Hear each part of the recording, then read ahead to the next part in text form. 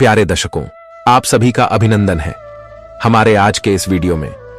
मित्रों, इस दिव्य यात्रा को आगे बढ़ाते हुए इस वीडियो में हम एक ऐसे व्रत की महिमा के विषय में चर्चा करने जा रहे हैं जो समृद्धि, सुख और शांति का प्रतीक है। यह व्रत है महालक्ष्मी व्रत। महालक्ष्मी व्रत धन, वैभव और सौभाग्य की अधिष्ठात्री देवी मां महालक्ष्मी को प्रसन्न करने के लिए किया जाने वाला एक विशेष अनुष्ठान है।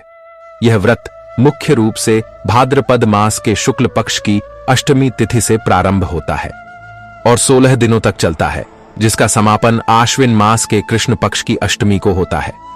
इन 16 दिनों तक भक्तजन पूरी श्रद्धा और भक्ति के साथ देवी लक्ष्मी की उपासना करते हैं, व्रत रखते हैं, उनकी कथा का श्रवण करते हैं और दान पुण्य के कार्य करते हैं।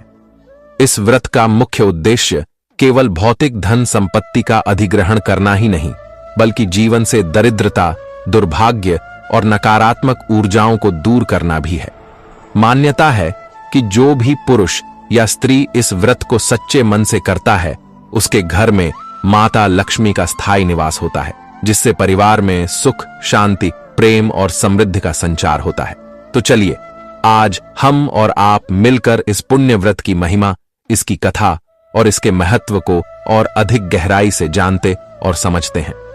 प्यारे दर्शकों, बहुत प्राचीन समय की कहानी है, जब समय की धारा भी धर्म और पुण्य के तटबंधों के बीच मर्यादित होकर बहती थी और धरती इतनी पवित्र थी कि उस पर देवताओं के चरण भी सहज ही पड़ जाया करते थे। उस सत्य युग के स्वर्णिम काल में नदी की पावन लहरों से अपनी सीमाओं को सिंचित करने वाला एक परम प्रतापी और वैभवशाली राज्य था अवंतिका। अवंतिका की कीर्ति और उसके ऐश्वर्य की कहानियां व्यापारियों और तीर्थयात्रियों के मुख से निकलकर दूर दूर के देशों तक किसी दिव्य सुगंध की भांति फैल रही थीं। प्यारे दर्शकों, ऐसा प्रतीत होता था कि मानो स्वयं देव शिल्पी विश्वकर्मा ने अपनी संपूर्ण कला का सार निकालकर इस नगरी का निर्माण किया हो। उसके राजप्रसाद के स्वर्ण कलश सूर्य के प्रकाश में ऐसे दमकते थे कि देखने वालों की आंखें चमक जाती थीं। उसके चौड़े चौड़े राजमार्गों पर दिन रात चहल पहल बनी रहती थी। बाजारों में रत्न, मोती, रेशम और मसालों के ढेर लगे रहते थे और उसके नागरिकों के मुख पर एक ऐसा संतोष और ऐसी प्रसन्नता विराजमान थी कि मानो चिंता और दुख जैसे शब्दों का उनके शब्दकोश में अस्तित्व ही ना हो। अवंतिका का यह अतुलनीय वैभव केवल उसके पराक्रमी राजा विक्रमसेन के कुशल शासन और उसकी प्रजा के अथक परिश्रम का ही परिणाम नहीं था। इसके पीछे एक गहरा आध्यात्मिक रहस्य छिपा हुआ था। यह रहस्य था माता महालक्ष्मी की साक्षात और अखंड कृपा दृष्टि का। कहते हैं कि अवंतिका के राज्य मंदिर के गर्भगृह में एक स्फटिक सरोवर के मध्य में एक सहस्र पंखुड़ियों वाला दिव्य कमल खिला हुआ था। यह कोई साधारण पुष्प नहीं था, यह स्वयं देवी लक्ष्मी की उपस्थिति का एक जीवंत प्रतीक था। यह कभी मुरझाता नहीं था, न ही इसकी आभा कभी कम होती थी। इससे एक निरंतर मंद मंद, शीतल और स्वर्णिम प्रकाश निकलता रहता था, जो पूरे राज्य को अपनी सकारात्मक ऊर्जा से आप्लावित रखता था। राजगुरु और आर्षि मुनि जानते थे कि जब तक यह कमल अपनी पूरी महिमा में खिला रहेगा, तब तक अवंतिका की समृद्धि और सौभाग्य को संसार की कोई भी शक्ति हानि नहीं पहुंचा सकती। इस महान और प्रतापी राज्य की सीमाओं से बहुत दूर, जहां अवंतिका का वैभव समाप्त होता था और प्रकृति का शांत और सरल साम्राज्य आरंभ होता था, एक छोटा सा, लगभग बिसरा दिया गया गांव था।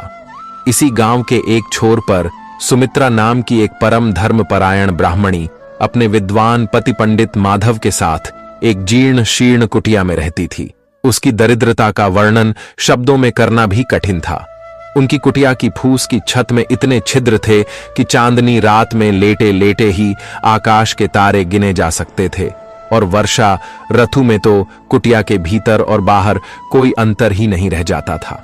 कई कई दिन चूल्हा नहीं जलता था और उन्हें केवल क्षिप्रा का पवित्र जल पीकर ही अपनी क्षुधा को शांत करना पड़ता था। भौतिक दृष्टि में वे सर्वहारा थे। उनके पास अभाव और विवशता के अतिरिक्त कुछ भी नहीं था, परंतु सुमित्रा के हृदय में एक ऐसा अमूल्य और अक्षय कोष छिपा हुआ था, जो अवंतिका के राजकोष में रखे सभी दमकते माणिक्यों और हीरों से भी अधिक दीप्तिमान था। यह कोष था माता महालक्ष्मी के प्रति उसकी अटूट और संपूर्ण समर्पण की भक्ति का। प्रत्येक दिन सूर्य की पहली किरण के धरती पर पड़ने से भी पहले वह उठ जाती और क्षिप्रा में स्नान करने जाती थी।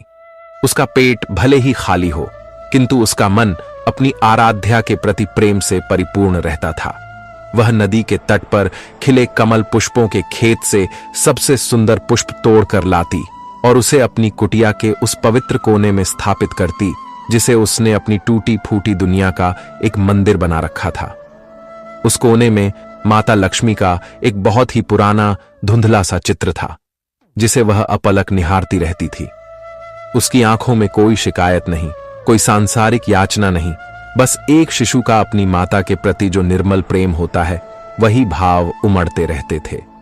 वह घंटों अपनी सुध बुध खोकर मां के सहस्र नामों के जाप में लीन रहती और उस जाप से उसे एक ऐसी दिव्य और अलौकिक शांति की अनुभूति होती थी जो बड़े बड़े सम्राटों को भी अपने मखमली शयन कक्षों में नसीब नहीं होती थी। उसकी भक्ति में इतनी सच्चाई और उसकी आत्मा में इतनी पवित्रता थी कि उसकी प्रार्थना की सूक्ष्म तरंगें सीधे वैकुंठ में विराजमान माता महालक्ष्मी के हृदय तक पहुंचती थीं। इस निस्वार्थ भक्त की ऐसी दीनहीन दशा देखकर मां का मातृत्व जाग उठा। वह उसके धैर्य और उसकी आस्था से द्रवित हो गईं और उन्होंने यह निश्चय किया कि वे सुमित्रा के जीवन में छाई दरिद्रता और दुख के इस सघन अंधकार को सदा के लिए मिटा देंगी। भाद्रपद मास के शुक्ल पक्ष की सप्तमी तिथि की वह एक परम पवित्र और रहस्यमयी रात्रि थी। आकाश निर्मल था और चंद्रमा अपनी 16 कलाओं से परिपूर्ण होकर धरती पर अमृत की वर्षा कर रहा था। सुमित्रा अपनी कठोर शैया पर गहरी निद्रा में लीन थी। उस निद्रा की अवस्था में उसकी चेतना एक अद्भुत और अविश्वसनीय स्वप्न लोक में प्रविष्ट हुई। उसने स्वयं को अनंत और शाश्वत क्षीर सागर के तट पर खड़ा पाया। उसकी आंखों के समक्ष दुग्ध धवल समुद्र मंद मंद लहरों में प्रवाहित हो रहा था, जिससे एक दिव्य सुगंध निकल रही थी। सागर के ठीक मध्य में एक विशाल देदीप्यमान सहस्रार कमल अपनी पूरी आभा के साथ खिला हुआ था और उस कमल के सिंहासन पर स्वयं माता महालक्ष्मी विराजमान थीं। उनका चतुर्भुज स्वरूप, उनके हाथों में कमल, शंख व अमृत कलश और एक हाथ वृद्ध मुद्रा में उठा हुआ अत्यंत ही मनोहारी था। उनके मुख पर करोड़ों सूर्यों का तेज था, किंतु उसमें दाहकता नहीं बल्कि चंद्रमा के समान शीतलता थी। उनकी आंखों में संपूर्ण ब्रह्मांड की करुणा और प्रेम का सागर लहरा रहा था। माता ने अपनी मधुर अमृतमयी वाणी में सुमित्रा को पुकारा। पुत्री सुमित्रा। उस वाणी में इतना प्रेम, इतना स्नेह और इतना अपनापन था कि सुमित्रा का रोम रोम भक्ति और आनंद से भर गया। वह भय और श्रद्धा से कांपती हुई माता के समीप पहुंची। माता ने कहा, पुत्री, तुम्हारी निस्वार्थ और अटूट भक्ति ने मेरा हृदय जीत लिया है। तुम्हारी आत्मा की पवित्रता और तुम्हारे संतोष ने मुझे वैकुंठ से इस स्वप्न लोक में आने के लिए विवश कर दिया है। मैं तुम्हें एक ऐसे दिव्य और अमोघ व्रत के विषय में बताऊंगी जिसका विधि पूर्वक पालन करने से न केवल तुम्हारी अपितु तुम्हारी आने वाली 7 पीढ़ियों की भी दरिद्रता और दुर्भाग्य सदा के लिए समाप्त हो जाएगा। माता लक्ष्मी ने उसे 16 दिनों तक चलने वाले महालक्ष्मी व्रत का संपूर्ण रहस्य, उसकी विधि, उसके कठोर नियम और विधान विस्तार से समझाए। उन्होंने कहा, पुत्री, कल अष्टमी तिथि से ही इस महाव्रत का संकल्प लेना। 16 दिनों तक पूर्ण श्रद्धा, पवित्रता और संयम का पालन करना। मिट्टी से एक पवित्र गज यानी हाथी का निर्माण करना, क्योंकि गज मेरे ऐश्वर्य, शक्ति और स्थायित्व का प्रतीक है। 16 धागों को हल्दी से रंग कर उसमें 16 पवित्र गांठें लगाकर एक रक्षा सूत्र बनाना और उसे अपनी दाईं कलाई पर धारण करना। 16वें दिन जब व्रत पूर्ण हो जाए तो विधि विधान से उसका उद्यापन करना। यह व्रत तुम्हारे जीवन में सौभाग्य का वह सूर्योदय करेगा जिसका कभी भी अस्त नहीं होगा। यह स्वप्न इतना वास्तविक और जीवंत था कि जब भोर में सुमित्रा की आंखें खुलीं तो उसे माता लक्ष्मी की दिव्य वाणी अब भी अपने कानों में गूंजती हुई प्रतीत हो रही थी और उसकी पूरी कुटिया कमल पुष्पों की उसी दिव्य सुगंध से महक रही थी। उसके हृदय में आनंद, उत्साह और एक नई आशा की तरंगें एक साथ उठ रही थीं। उसने तुरंत अपने पति पंडित माधव को यह संपूर्ण स्वप्न वृतांत सुनाया। पंडित माधव भी एक धर्मपरायण और ज्ञानी पुरुष थे। वे सुमित्रा की बात सुनकर बोले, प्रिय सुमित्रा, यह कोई साधारण स्वप्न नहीं है। यह तो स्वयं माता भगवती का तुम्हारे लिए साक्षात संदेश और आदेश है। हमें बिना किसी विलंब के पूरी श्रद्धा और सामर्थ्य से इस व्रत का पालन करना चाहिए।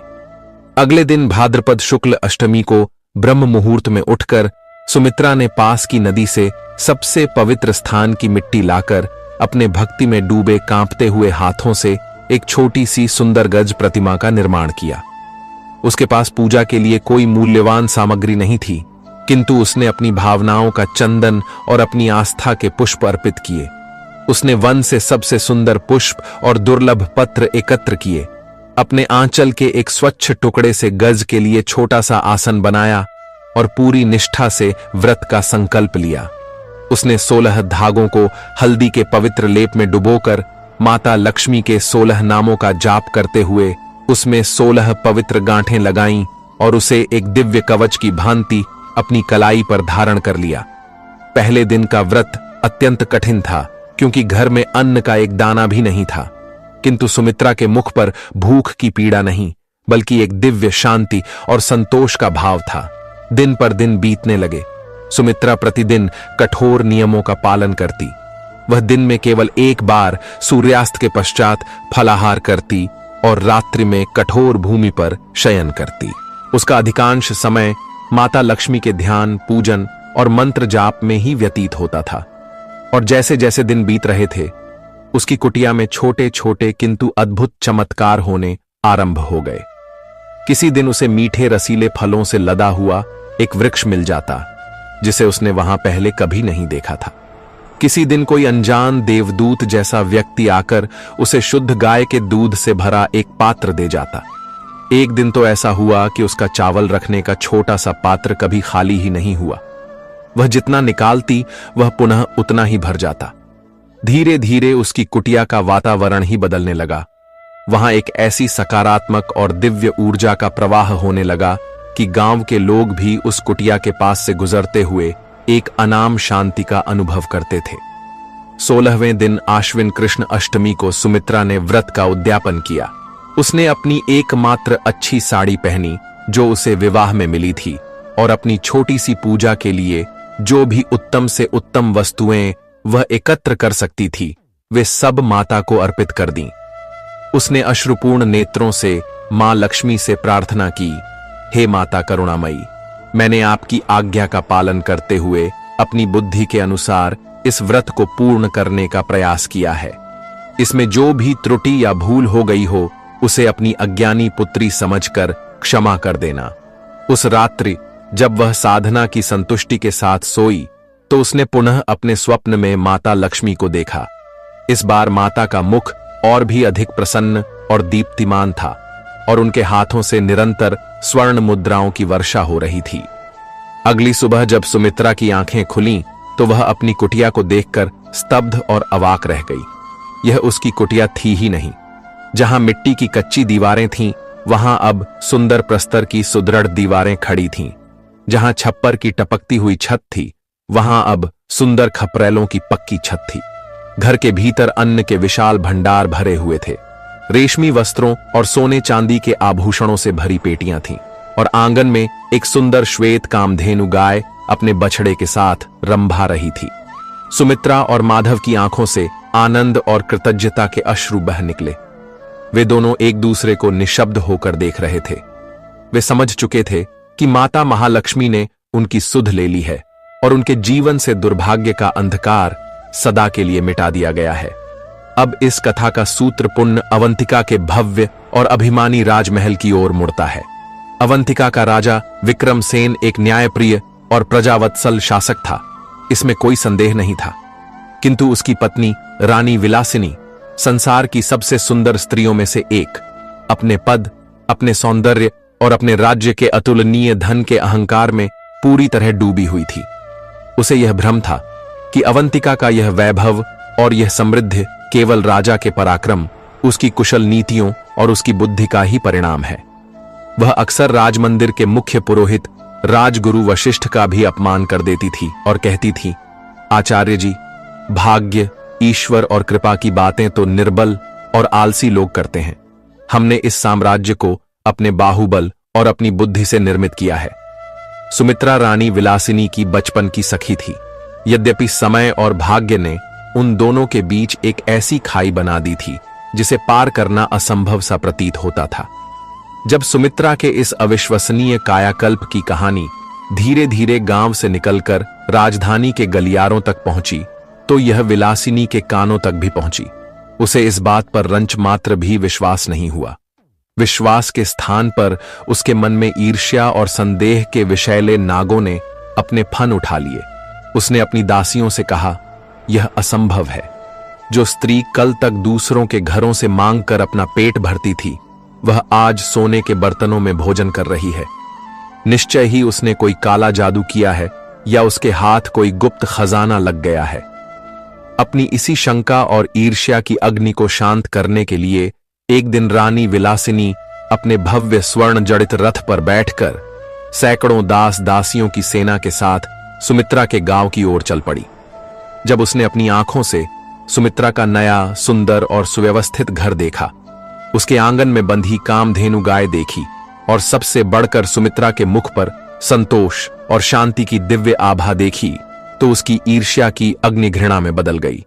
सुमित्रा ने अपनी प्रिय सखी को इतने वर्षों बाद देखकर बड़े प्रेम और उत्साह से उसका स्वागत किया।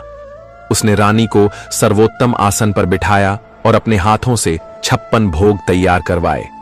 रानी ने बनावटी और व्यंग्य भरी मुस्कान के साथ अपना प्रेम जताते हुए पूछा, सुमित्रा, यह सब मायाजाल कैसे हुआ? कल तक तो तुम्हारे घर में संध्या का दीपक जलाने के लिए भी तेल नहीं था। सुमित्रा ने बड़ी सरलता, मासूमियत और अपनी सखी के प्रति प्रेम से उसे माता लक्ष्मी के स्वप्न दर्शन और 16 दिवसीय महाव्रत के विषय में एक एक बात विस्तार से समझा दी। उसने कहा, रानी, यह सब कुछ केवल और केवल माता लक्ष्मी की अनंत कृपा का ही फल है। इस व्रत में इतनी शक्ति है कि वह क्षण भर में रंक को भी राजा बना सकता है। यह सुनना था कि रानी विलासिनी अपने अहंकार को और अधिक संभाल नहीं सकी। वह जोर जोर से अट्टहास करने लगी और उसकी वह हंसी अहंकार, तिरस्कार और घमंड से भरी हुई थी। उसने व्रत का अपमान करते हुए कहा, सुमित्रा, तुम अभी भी उतनी ही भोली और मूर्ख हो। किसी मन गढ़ंत स्वप्न और मिट्टी के एक साधारण हाथी की पूजा करने से भला धन और वैभव मिलता है। यह सब तुम्हारे अच्छे भाग्य का खेल है और कुछ नहीं। मुझे देखो, मेरे पास अतुलनीय धन है। सोने, चांदी और हीरे मोतियों के भंडार हैं। मेरे महल के स्तंभ भी स्वर्ण के बने हुए हैं। मुझे ऐसे किसी छोटे मोटे और गरीबों के व्रत की कोई आवश्यकता नहीं है। लक्ष्मी तो मेरे महल में एक दासी की भांति है, जो मेरे आदेश की प्रतीक्षा करती है। इतना कहकर उसने सुमित्रा द्वारा प्रेम से दिए गए व्रत के पवित्र प्रसाद को भी तिरस्कार से भूमि पर फेंक दिया और अपनी दासियों को वापस चलने का आदेश दे दिया। सुमित्रा अपनी सखी के इस कटु और अभिमानी व्यवहार से अत्यंत दुखी थी, किंतु वह मौन रही। उसने मन ही मन मां लक्ष्मी से अपनी सखी की इस भारी भूल और अज्ञानता के लिए क्षमा याचना की, किंतु नियति को कुछ और ही मंजूर था। रानी विलासिनी ने केवल एक व्रत का ही नहीं, अपितु अपनी अज्ञानता में स्वयं माता महालक्ष्मी के अस्तित्व और उनकी कृपा का अपमान किया था। और जब देवी का कोप जागृत होता है तो वह प्रलयंकारी सिद्ध होता है। वैकुंठ में मां महालक्ष्मी का मुख इस अपमान से क्रोध से तमतमा उठा। उन्होंने अवंतिका के लिए जो उनकी कृपा एक सुरक्षा कवच के समान थी, उसे हटा लेने का निश्चय कर लिया। जिस क्षण अहंकारी रानी अपने रथ में बैठकर राजमहल के लिए प्रस्थान हुई, उसी क्षण से अवंतिका के दुर्भाग्य और विनाश की पटकथा लिखी जाने लगी। सबसे पहला और सबसे भयावह अपशकुन तब हुआ जब राज मंदिर के गर्भगृह में रखा वह सहस्र दल वाला दिव्य कमल, जो राज्य के सौभाग्य और देवी लक्ष्मी के निवास का प्रतीक था, अचानक अपनी आभा खो बैठा। उसकी सुनहरी पंखुड़ियां काली पड़कर एक एक करके झड़ने लगीं और देखते ही देखते वह एक सूखे निर्जीव पुष्प में बदल गया। राजगुरु वशिष्ठ ने जब यह दृश्य देखा तो उनका हृदय भय से कांप उठा। उन्होंने दौड़कर राजा को इस भयंकर अनिष्ट की सूचना दी, किंतु रानी के प्रभाव में अंधे हो चुके राजा ने इसे एक साधारण प्राकृतिक घटना मानकर उनकी चेतावनी को अनसुना कर दिया। फिर उसी रात्रि जब सारा राज्य सोया हुआ था, तब एक रहस्यमयी और अलौकिक घटना घटी। राजकोष में रखा टनों सोना और चांदी रहस्यमयी ढंग से काले कोयले में बदल गया। विशाल अन्न भंडारों में जहां 7 पीढ़ियों के लिए अनाज संग्रहित था, उसमें एक ही रात्रि में कीड़े लग गए और वह धूल में मिल गया। और घुड़साल के सबसे पराक्रमी और शक्तिशाली अश्व एक अज्ञात रोग से ग्रस्त होकर मरने लगे। सुबह होते होते राज्य में हाहाकार मच गया। अराजकता और भय का एक ऐसा बवंडर उठा जिसने अवंतिका के सुख चयन को तिनके की भांति उड़ा दिया। व्यापारी रात भर में कंगाल हो गए। खेतों में खड़ी फसलें रहस्यमयी ढंग से सूख कर राख हो गईं और प्रजा भूख और भय से व्याकुल होकर त्राही त्राही करने लगी। जो अवंतिका कल तक धरती पर स्वर्ग थी, अब वह साक्षात नर्क का प्रतिरूप बन चुकी थी। जब अवंतिका की इस आकस्मिक निर्बलता की खबर उसके पड़ोसी राज्यों तक पहुंची, तो वे गिद्धों की भांति उस पर टूट पड़े। जो राजा कल तक अवंतिका के नाम से कांपते थे, उन्होंने उसकी सीमाओं पर आक्रमण कर दिया। राजा विक्रमसेन ने अपनी बची खुची सेना के साथ बड़ी वीरता से युद्ध किया, किंतु जब स्वयं दैव ही रुष्ट हो जाए तो पराक्रम और पुरुषार्थ भी व्यर्थ सिद्ध होते हैं। वे युद्ध हार गए और अंत में उन्हें अपनी प्रिय रानी के साथ वेश बदलकर अपने ही राज्य से अंधकार में अपने प्राण बचाकर भागना पड़ा। रानी विलासिनी, जिसे अपने सौंदर्य और वैभव पर ब्रह्मांड का सबसे बड़ा अभिमान था, वह अब फटे पुराने गंदे वस्त्रों में अपने पति का हाथ थामे नंगे पांव अनजान और भयावह पथों पर भटक रही थी। स्वर्ण की थालियों में 56 भोग का आनंद लेने वाली रानी अब जंगली कंद, मूल और कड़वे फल खाकर अपनी क्षुधा शांत कर रही थी, और फूलों की मखमली शैया पर सोने वाला राजा अब नुकीले पत्थरों और कांटों से भरी कठोर भूमि पर शयन कर रहा था। उन्होंने अपना नाम और अपनी पहचान संसार से छिपा ली थी और एक साधारण लकड़हारे का वेश धारण कर लिया था, ताकि कोई उन्हें पहचान कर उनका अपमान न कर सके। निरंतर अपमान, भूख, प्यास और थकान ने उनके शरीर को जर्जर और उनकी आत्मा को पूरी तरह तोड़ दिया था। एक दिन ज्येष्ठ मास की दोपहरी में जब झुलसा देने वाली गर्मी पड़ रही थी, वे एक ऐसे घने और निर्जन वन से गुजर रहे थे जहां दूर दूर तक किसी व्यक्ति या मानव बस्ती का कोई चिन्ह नहीं था। राजा का कंठ प्यास से सूख कर कांटा हो गया था। उसकी जिह्वा उसके तालू से चिपक गई थी और उसकी आंखों के आगे अंधकार छाने लगा था। रानी से अपने पति की यह दुखद अवस्था देखी नहीं जा रही थी। वह स्वयं भी प्यास से व्याकुल थी। तभी राजा को कुछ दूरी पर सूर्य के प्रकाश में एक जल राशि की चमचमाती हुई झलक दिखाई दी। एक सुंदर, शांत और शीतल सरोवर ने उनकी लगभग मृत हो चुकी आशाओं में प्राण फूंक दिए। राजा ने अपनी पूरी शक्ति बटोरकर लड़खड़ाते हुए कदमों से सरोवर की ओर दौड़ लगाई। उसने अपने सूखे हाथों के अंजुरी में उस अमृत समान जल को भरा, और जैसे ही वह उसे अपने सूखे होठों से लगाने ही वाला था, एक भयंकर और अविश्वसनीय आश्चर्य हुआ। सरोवर का संपूर्ण जल क्षण भर में भाप बनकर आकाश में विलीन हो गया और उसके स्थान पर केवल काला, दुर्गंध युक्त और चिपचिपा कीचड़ शेष रह गया। राजा स्तब्ध और भयभीत होकर पीछे हट गया। उसने सोचा यह उसके नेत्रों का भ्रम है। उसने पुनः प्रयास किया। वह कुछ और आगे चलता है। उसे पत्थरों से गिरता हुआ एक छोटा सा झरना दिखाई देता है, किंतु जैसे ही वह उसके समीप पहुंचता है, वह झरना भी रहस्यमयी ढंग से सूख जाता है। ऐसा एक बार नहीं, अनेक बार हुआ। प्रकृति का प्रत्येक जल स्रोत, चाहे वह नदी हो, झरना हो या सरोवर, उनके लिए निरर्थक और मायावी सिद्ध हो रहा था, मानो स्वयं वरुण देव और देवी अन्नपूर्णा ने उनसे अपना मुख सदा के लिए मोड़ लिया हो। यह विचित्र और भयावह दृश्य देखकर राजा पूरी तरह निराश और हताश हो गया। किंतु रानी विलासिनी के भीतर अंतर्मन के गहरे अंधकार में एक ज्ञान और चेतना का छोटा सा दीपक जला। उसके मस्तिष्क में बिजली की भांति वह दुर्भाग्यपूर्ण दिन कौंध गया जब उसने अपनी सखी सुमित्रा के घर पर अहंकार में चूर होकर माता महालक्ष्मी के पवित्र व्रत का घोर अपमान किया था। उसे अपना एक एक कटु और विषैला शब्द स्पष्ट रूप से स्मरण होने लगा। लक्ष्मी मेरे महल की दासी है। उसकी विशाल भूल का, उस महापाप का संपूर्ण चित्र उसकी आंखों के समक्ष एक चलचित्र की भांति घूम गया।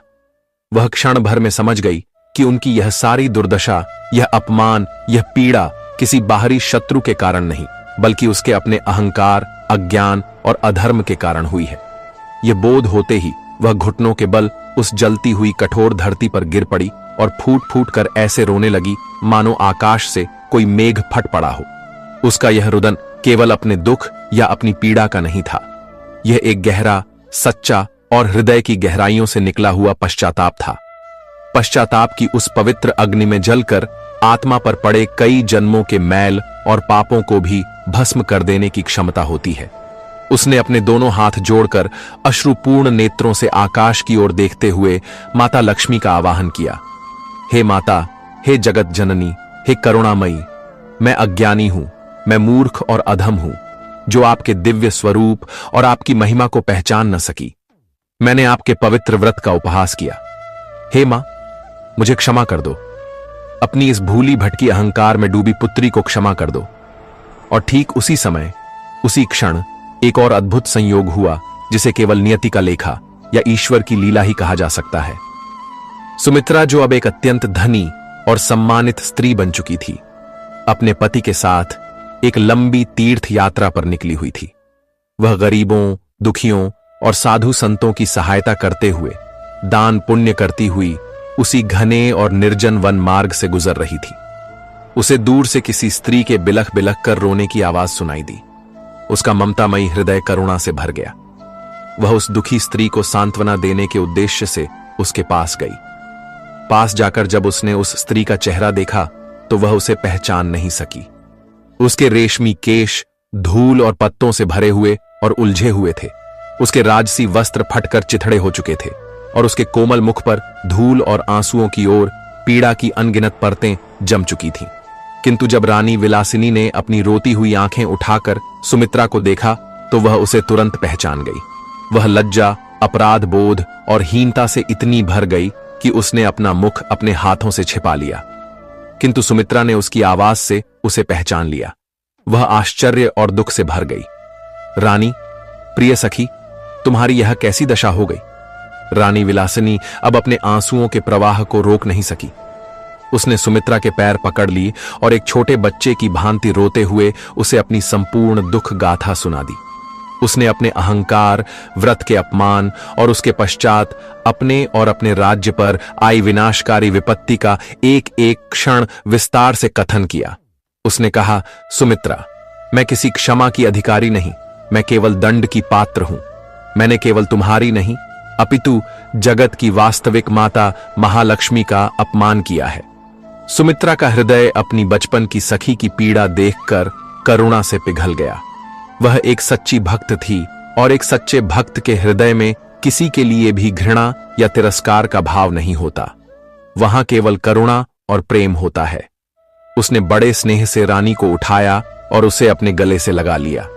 उसने उसे सांत्वना देते हुए कहा, प्रिय रानी, अब और दुखी मत हो। माता लक्ष्मी जितनी शीघ्रता से अहंकार से रुष्ट होती है, उससे कहीं अधिक शीघ्रता से वह सच्चे पश्चाताप और निर्मल भक्ति से प्रसन्न भी हो जाती है। अभी कुछ नहीं बिगड़ा है। तुम यहीं इसी वन में इसी क्षण अपनी पूरी श्रद्धा और अपने पूरे विश्वास के साथ पुनः माता महालक्ष्मी के 16 दिवसीय महाव्रत का संकल्प लो और उसका पालन करो। माता तुम्हारी पुकार अवश्य सुनेंगी और तुम्हें क्षमा कर देंगी। सुमित्रा ने रानी को व्रत की विधि, उसके नियम और उसके पीछे का भाव एक बार पुनः समझाया।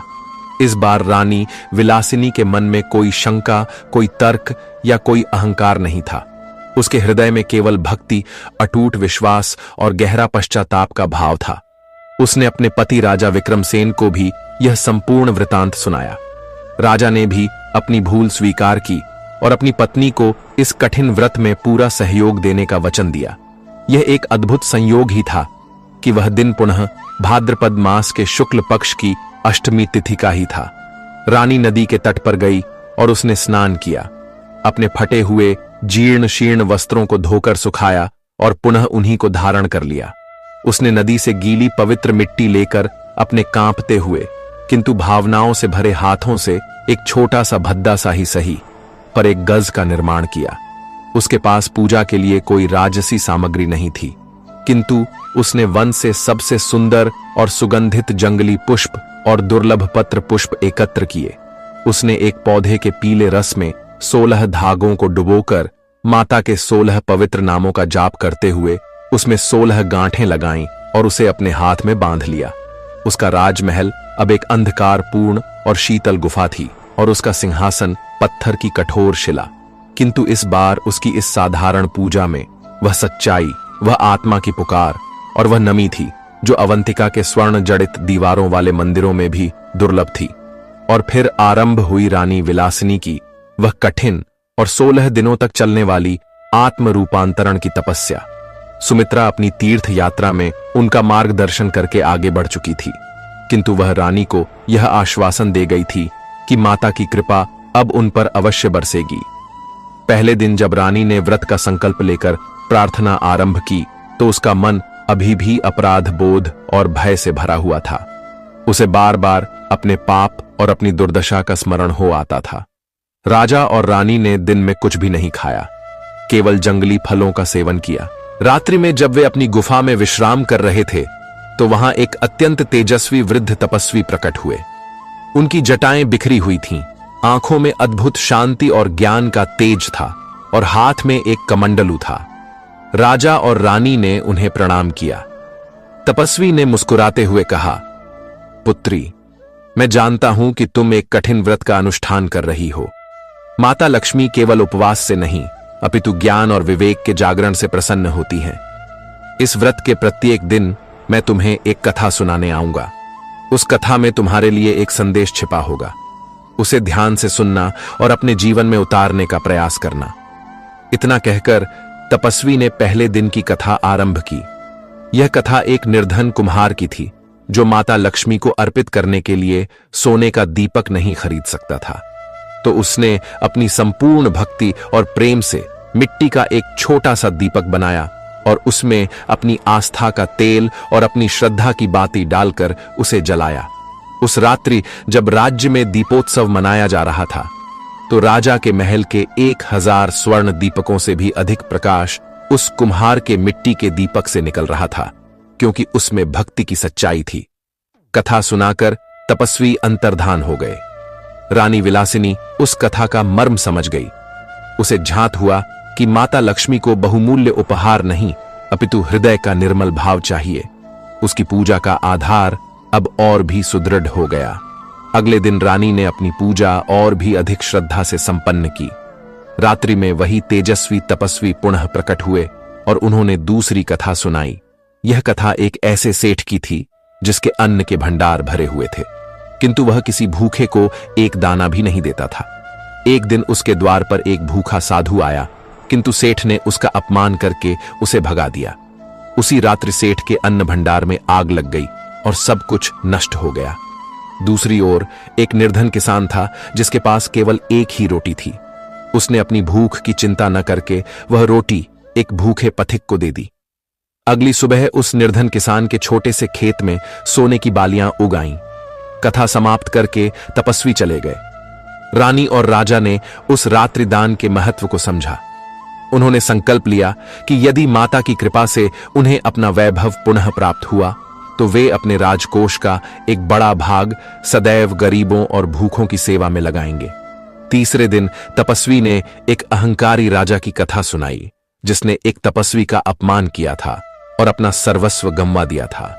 यह कथा सुनकर रानी विलासिनी का हृदय कांप उठा, क्योंकि यह कथा अक्षरशः उसी की कथा थी। उसे अपने पाप की भयानकता का और भी अधिक तीव्रता से अनुभव हुआ और उसके पश्चाताप के अश्रु और भी अधिक वेग से बहने लगे। चौथे दिन तपस्वी ने सत्यवादी हरिश्चंद्र के पौत्र की कथा सुनाई जिसने सत्य के लिए अपना सर्वस्व न्यौछावर कर दिया था। पांचवें दिन उन्होंने कर्म के महत्व पर कथा सुनाई। छठे दिन उन्होंने अन्न के सम्मान पर एक मार्मिक कथा सुनाई। सातवें दिन की कथा स्वच्छता के महत्व पर थी कि माता लक्ष्मी उन्हीं घरों में निवास करती हैं जो बाहर से और भीतर से स्वच्छ और पवित्र हों। आठवें दिन उन्होंने क्षमा के अलौकिक पुण्य पर कथा सुनाई। नौवें दिन की कथा पारिवारिक प्रेम और सामंजस्य पर थी। 10वें दिन उन्होंने धैर्य के फल पर भी एक प्रेरक कथा सुनाई। 11वें दिन उन्होंने माता लक्ष्मी की बड़ी बहन लक्ष्मी जी की कथा सुनाई और बताया कि कलह, आलस्य, अपवित्रता और अधर्म से लक्ष्मी जी का आवाहन होता है, जो सौभाग्य का नाश करती है। 12वें दिन उन्होंने कृतज्ञता के भाव पर एक सुंदर कथा सुनाई। 13वें दिन की कथा नारी के सम्मान पर थी। 14वें दिन उन्होंने तुलसी के पौधे की दिव्यता और उसके महत्व की कथा सुनाई। 15वें दिन उन्होंने स्वयं भगवान विष्णु की एक लीला की कथा सुनाई, जिसमें उन्होंने लक्ष्मी को पुनः प्राप्त करने के लिए कठिन तपस्या की थी, यह दर्शाने के लिए कि स्वयं भगवान भी उनके बिना अपूर्ण हैं। प्रत्येक दिन एक नई कथा रानी विलासिनी के हृदय पर पड़े अहंकार और अज्ञान के एक एक पर्दे को फाड़कर हटा रही थी। उसका हृदय निर्मल और निर्मलतर होता जा रहा था। राजा विक्रमसेन भी इन कथाओं को सुनकर एक नए और विवेकशील शासक में परिवर्तित हो रहे थे। वे दोनों अब केवल एक राजा और रानी नहीं, अपितु एक सच्चे साधक बन चुके थे। अंत में 16वें दिन आश्विन कृष्ण अष्टमी का वह पवित्र दिन आ गया। व्रत का अंतिम दिन था। रानी ने अपनी पूजा संपन्न की। उसके पास उद्यापन के लिए या ब्राह्मण को दान देने के लिए कुछ भी नहीं था, किंतु उसने अपनी आंखों से बहते हुए कृतज्ञता के आंसुओं का अर्घ्य दिया और मानसिक संकल्प लिया कि सामर्थ्य प्राप्त होते ही वह सहस्र ब्राह्मणों को भोजन कराएगी। उस रात्रि जब राजा और रानी अपनी गुफा में माता का ध्यान कर रहे थे, तो वह वृद्ध तपस्वी अंतिम बार प्रकट हुए। इस बार उनका स्वरूप भिन्न था। उनके शरीर से सहस्र सूर्यों का प्रकाश निकल रहा था। वे अपने वास्तविक रूप में थे। वे स्वयं देवर्षि नारद थे, जो लक्ष्मी जी के आदेश से रानी का मार्गदर्शन करने आए थे। उन्होंने मुस्कुराते हुए कहा, पुत्री विलासिनी, तुम्हारी तपस्या और तुम्हारा व्रत अब पूर्ण हुआ। और उनके इतना कहते ही वह गुफा एक दिव्य प्रकाश से भर गई। रानी ने आंखें खोलीं और जो दृश्य उसने देखा, उसे देखकर उसकी सांसें रुक सी गईं। उसी गुफा में उसके समक्ष साक्षात माता महालक्ष्मी अपने संपूर्ण ऐश्वर्य, सौंदर्य और वात्सल्य के साथ खड़ी थीं। उनका मुखमंडल करोड़ों चंद्रमाओं से भी अधिक शीतल और शांत था और उनकी आंखों में क्रोध का लेश मात्र भी नहीं था, अपितु एक माता का जो अपनी भूली भटकी पुत्री के लिए असीम प्रेम और क्षमा का भाव होता है, वही तरंगित हो रहा था। माता ने अपनी मधुर वाणी में कहा, पुत्री विलासिनी, उठो। मैं तुम्हारे सच्चे और गहरे पश्चाताप और तुम्हारी इस कठिन और अटूट भक्ति से अत्यंत प्रसन्न हुई हूं।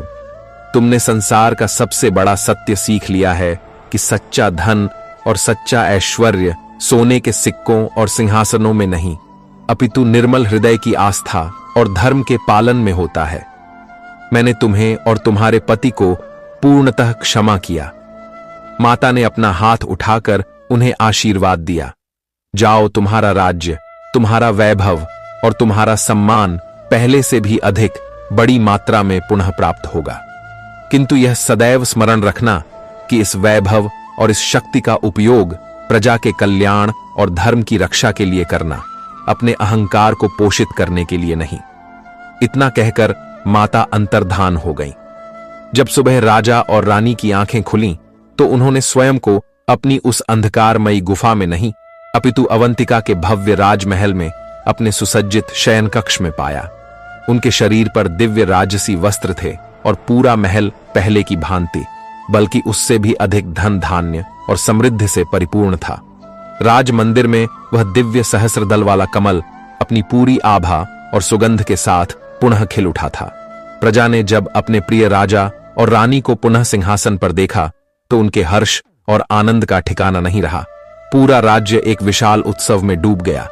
राजा विक्रमसेन और रानी विलासिनी अब पूरी तरह बदल चुके थे। अभिमान और विलासिता का स्थान अब विवेक, करुणा और धर्म ने ले लिया था। उन्होंने सबसे पहला कार्य जो किया वह यह था कि सुमित्रा और उसके पति को बड़े सम्मान से राजमहल में आमंत्रित किया और उसे अपना सबसे महत्वपूर्ण मंत्री और शासन सलाहकार नियुक्त किया। फिर उन्होंने अपने संकल्प के अनुसार सहस्र नहीं, अपितु 10 सहस्र ब्राह्मणों और निर्धनों को भोजन कराया और उन्हें अपार धन दान दिया। उस दिन के पश्चात रानी विलासिनी के आदेश से अवंतिका राज्य में महालक्ष्मी का यह 16 दिवसीय पर्व प्रतिवर्ष एक राष्ट्रीय उत्सव की भांति बड़ी श्रद्धा और धूमधाम से मनाया जाने लगा। इस कथा का अंतिम संदेश केवल यह नहीं है कि भक्ति और आस्था के समक्ष धन और पद का कोई महत्व नहीं है, अपितु इसका गहरा रहस्य यह है कि माता लक्ष्मी केवल धन की देवी नहीं है, वे चेतना, विवेक, संतुलन और धर्म की भी देवी हैं। जब मनुष्य अपने अहंकार के अंधकार में अंधा होकर जीवन के इस संतुलन को बिगाड़ देता है तो लक्ष्मी उससे रुष्ट हो जाती है, चाहे वह कोई साधारण मनुष्य हो या कोई चक्रवर्ती सम्राट। और जब कोई प्राणी सच्चे हृदय से पश्चाताप की अग्नि में जलकर अपनी भूल को स्वीकार करके पुनः आस्था और धर्म के प्रकाशमान पथ पर लौट आता है तो वे अपनी पूरी करुणा और प्रेम के साथ उसे पुण्य अपना लेती हैं। माता लक्ष्मी चंचला हैं, किंतु वे केवल अधर्म, अन्याय और अहंकार के लिए चंचला हैं। जहां धर्म, आस्था, प्रेम और पवित्रता है वहां वे अपनी संपूर्ण कृपा के साथ सदैव अचल होकर निवास करती हैं। यही इस महाव्रत का सबसे बड़ा रहस्य और सबसे बड़ा वरदान है। और इस प्रकार रानी विलासिनी के पश्चाताप और सच्ची भक्ति से माता लक्ष्मी की कृपा अवंतिका पर पुनः बरसने लगी।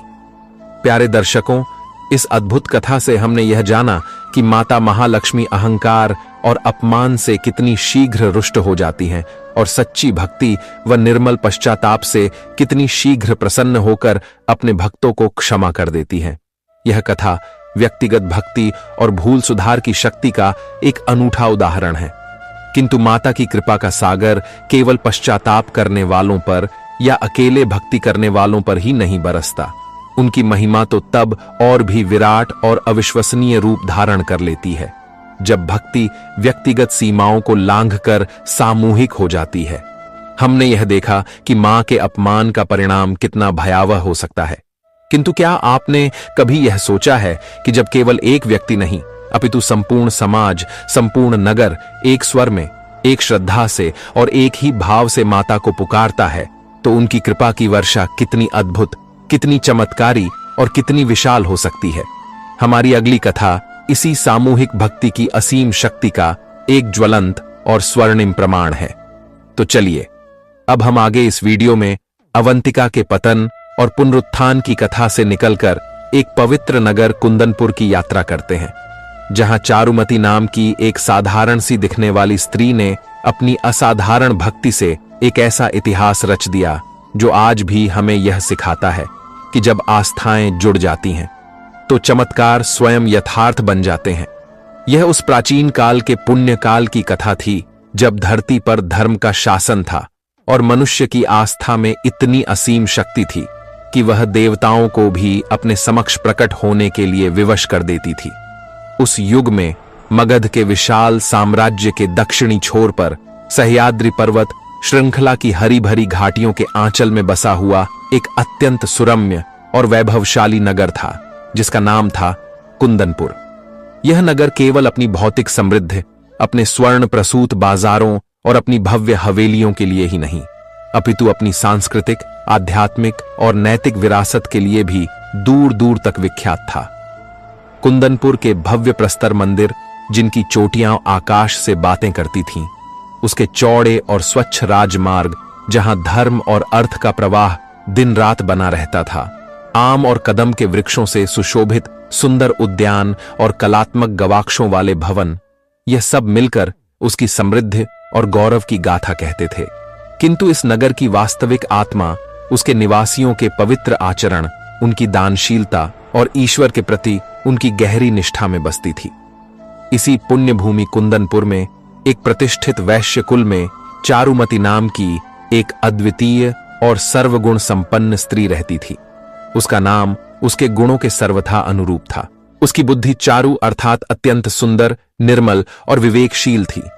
उसका सौंदर्य केवल बाह्य और नश्वर नहीं था, उसकी आत्मा में एक ऐसी दिव्य दीप्ति और पवित्रता की आभा थी कि जो कोई भी उसे देखता उसका मस्तक सम्मान और स्नेह से स्वतः ही झुक जाता था। चारुमती का विवाह नगर के एक धनी किंतु परम धार्मिक और उदारमना व्यापारी भद्रश्रवा से हुआ था।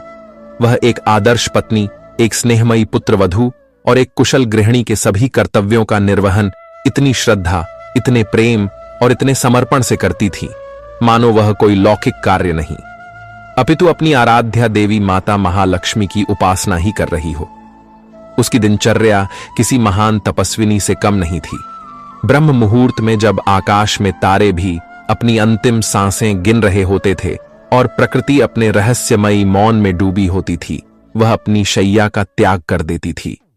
घर का कोई भी कार्य आरंभ करने से पूर्व वह स्नान ध्यान करके अपने घर के स्वच्छ और सुगंधित छोटे से मंदिर में माता महालक्ष्मी की पूजा में पूर्णतः तल्लीन हो जाती थी।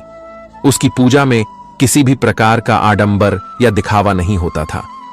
वह एक सरल हृदय की बालिका की अपनी मां से की गई एक मौन पुकार होती थी। एक आत्मा का अपनी जननी से संवाद होता था। वह अपने पति के चरण धोकर उनके आशीर्वाद को अपने मस्तक पर धारण करती थी। अपनी वृद्ध सास सुरभि और ससुर के लिए शीतल जल की व्यवस्था से लेकर उनके प्रत्येक सुख सुविधा का वह अपनी सगी पुत्री की भांति ध्यान रखती थी।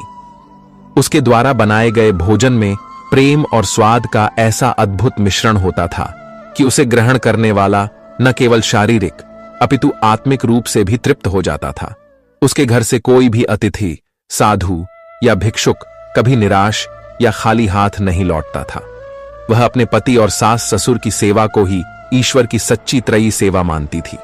किंतु इन सभी प्रशंसनीय लौकिक कर्तव्यों से परे उसका हृदय अनन्य और अटूट रूप से माता महालक्ष्मी के श्री कमल चरणों में अनुरक्त था। वह माता लक्ष्मी को केवल धन, वैभव और समृद्धि की देवी नहीं मानती थी। उसके लिए मां लक्ष्मी इस संसार की एकमात्र जननी थीं। वे अनंत करुणा और प्रेम की सागर थीं और अखंड सौभाग्य की अधिष्ठात्री थीं। उसकी प्रत्येक शवास में, उसके प्रत्येक विचार में और उसके प्रत्येक कर्म में केवल माता लक्ष्मी ही बसती थीं। उसकी यह निश्चल, निर्मल और गहरी भक्ति इतनी तीव्र और सच्ची थी कि उसकी प्रार्थना की सूक्ष्म आध्यात्मिक तरंगें भौतिक जगत की सीमाओं को तोड़कर क्षीर सागर को लांघकर सीधे वैकुंठ में विराजमान माता महालक्ष्मी के हृदय तक पहुंचकर उसे निरंतर आंदोलित करती रहती थीं।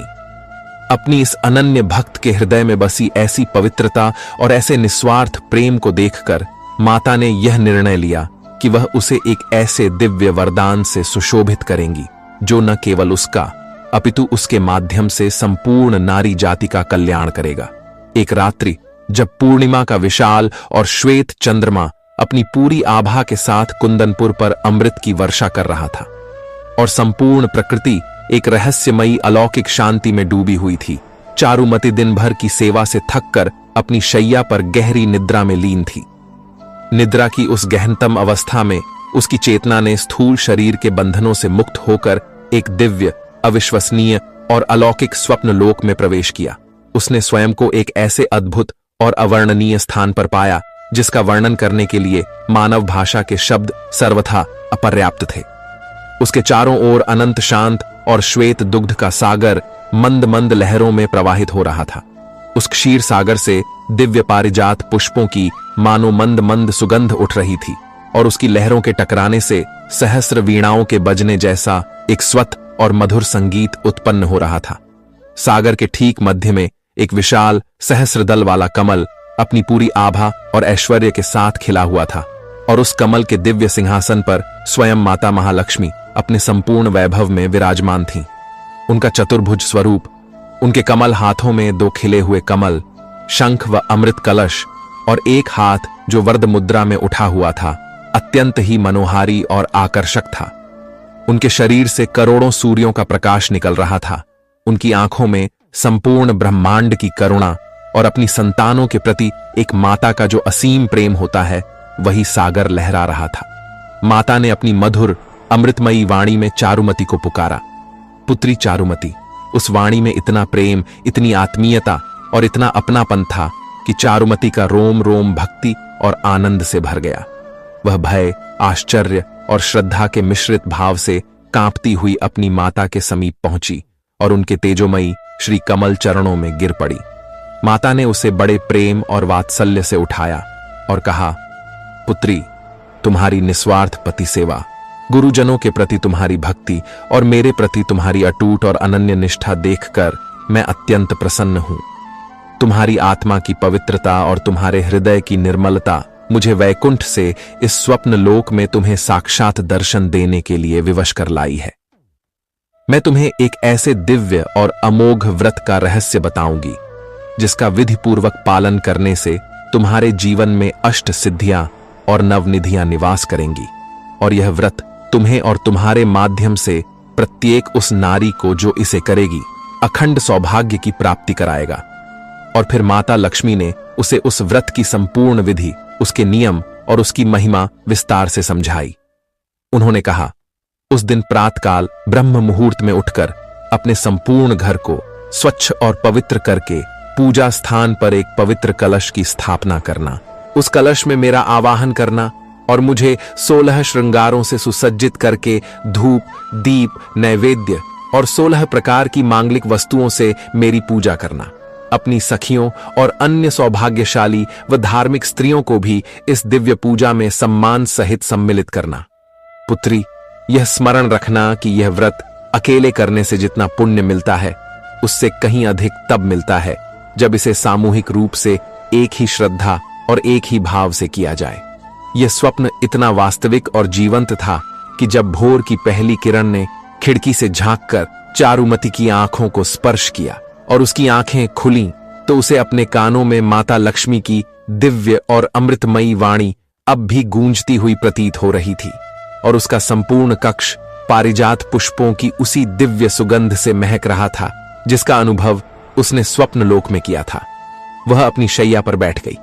उसका हृदय द्रुत गति से धड़क रहा था। वह यह समझ नहीं पा रही थी कि जो उसने देखा वह स्वप्न था या यथार्थ। उसकी आंखों से अविरल अश्रुधारा बह रही थी, जो भय या दुख की नहीं अपितु परमानंद, कृतज्ञता और एक अवर्णनीय भक्ति भाव की थी। वह अपनी शैया से उतरी और सीधे अपने घर के पूजा गृह में जाकर माता लक्ष्मी की प्रतिमा के समक्ष भूमि पर दंडवत लेट गई। कुछ समय पश्चात जब उसका मन थोड़ा स्थिर हुआ तो उसने जाकर अपने पति भद्रश्रवा और अपने सास ससुर को यह संपूर्ण स्वप्न वृतांत अक्षर सुनाया। वे सभी अत्यंत धार्मिक और ज्ञानी थे। चारुमती की बात सुनकर वे एक दूसरे का मुख देखने लगे और उनकी आंखों में आश्चर्य और श्रद्धा के भाव थे। उसके ससुर ने कहा, पुत्री, यह कोई साधारण स्वप्न नहीं है। यह तो स्वयं जगत जननी माता का तुम्हें साक्षात दर्शन और आदेश प्राप्त हुआ है। यह हमारा भी परम सौभाग्य है कि तुम हमारे कुल की वधू हो।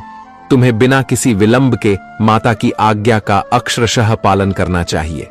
उसके पति और सास ने भी इसका पूर्ण समर्थन किया और उसे व्रत की तैयारी में हर संभव सहायता प्रदान करने का वचन दिया। अपने परिवार से आज्ञा और प्रोत्साहन पाकर चारुमती का उत्साह और विश्वास दृढ़ हो गया। उसने नगर की अपनी प्रिय सखियों और अन्य सम्मानित व धार्मिक स्त्रियों को अपने घर पर आमंत्रित किया। जब सभी स्त्रियां एकत्र हो गईं, तो चारुमती ने उन्हें अपना दिव्य स्वप्न और माता वरलक्ष्मी व्रत का संपूर्ण महत्व व विधान बताया। उसकी वाणी में इतनी सच्चाई, उसकी आंखों में इतनी भक्ति और उसके मुख पर इतना तेज था कि सुनने वाली सभी स्त्रियां मंत्रमुग्ध हो गईं। कुछ के मन में क्षणिक शंका उत्पन्न हुई, किंतु जब नगर के मुख्य पुरोहित ने भी शास्त्रों का संदर्भ देकर इस व्रत की महिमा का अनुमोदन कर दिया, तो सभी की शंका आस्था में परिवर्तित हो गई। सभी स्त्रियों ने एक स्वर में मिलकर इस परम पुण्यदायी व्रत को करने का संकल्प लिया। अंततः वह दिन आ ही गया। उस दिन पूरे कुंदनपुर में एक अभूतपूर्व उत्साह और उत्सव का वातावरण था। सभी स्त्रियों ने ब्रह्म मुहूर्त में ही उठकर स्नान आदि से निवृत्त होकर अपने घरों को स्वच्छ किया और आम के पत्तों व रंग बिरंगे पुष्पों के बंधनवारों से सजाया। चारुमती के विशाल आंगन में एक भव्य और सुंदर मंडप का निर्माण किया गया था। मंडप के मध्य में एक ऊंची वेदी पर केले के पत्तों और पुष्पमालाओं से सुसज्जित एक विशाल पूजा स्थल बनाया गया था। नगर की सभी सौभाग्यशाली स्त्रियां सुंदर रेशमी वस्त्र पहनकर 16 श्रृंगार करके अपनी अपनी पूजा की थालियां लेकर उस मंडप में एकत्र होने लगी। उनके मुख पर एक दिव्य आभा और हृदय में भक्ति का अनंत सागर हिलोरें ले रहा था। चारुमती ने मुख्य यजमान के रूप में वैदिक मंत्रोच्चार के बीच एक स्वर्ण कलश की स्थापना की। उस कलश में पवित्र नदियों का जल, पंचरत्न और सुगंधित द्रव्य डाले गए और उसके मुख पर आम के पल्लव व एक नारियल रखा गया। फिर उस कलश में उसने प्रेम पूर्वक देवी लक्ष्मी का आवाहन किया। उसने माता लक्ष्मी की एक सुंदर प्रतिमा को कलश के समक्ष स्थापित करके उसे पंचामृत से स्नान कराया, नवीन वस्त्र और बहुमूल्य आभूषणों से सुसज्जित किया। संपूर्ण वातावरण धूप, दीप और कपूर की पवित्र सुगंध तथा वैदिक मंत्रों की दिव्य ध्वनि से गूंजायमान हो रहा था। सभी स्त्रियों ने एक साथ बैठकर पूरी एकाग्रता और भक्ति से माता वरलक्ष्मी की पूजा आरंभ की। उन्होंने माता को 16 प्रकार के पुष्प, 16 प्रकार के फल और 16 प्रकार के मिष्ठान्न अर्पित किए। उन्होंने एक पवित्र धागे में 16 गांठें लगाकर उसे माता के चरणों में रखकर मंत्रों से अभिमंत्रित किया और फिर एक दूसरे की कलाई पर बांधा। उनकी उस सामूहिक पूजा में इतनी शक्ति, इतनी आस्था और इतनी एकाग्रता थी कि ऐसा प्रतीत हो रहा था मानो आकाश का एक छोटा सा अंश उस मंडप में ही उतर आया हो। पूजा के अंत में जब सभी स्त्रियां अपने हाथों में घी के दीपकों की थालियां लेकर एक साथ खड़ी होकर माता वरलक्ष्मी की महाआरती करने लगी, तभी एक अद्भुत और अलौकिक चमत्कार हुआ। जैसे ही आरती का अंतिम नाद गूंजा और सभी स्त्रियों ने अपनी आंखें खोली, उन्होंने देखा कि वह मंडप एक अविश्वसनीय और तेजोमयी स्वर्ण प्रकाश से भर गया है।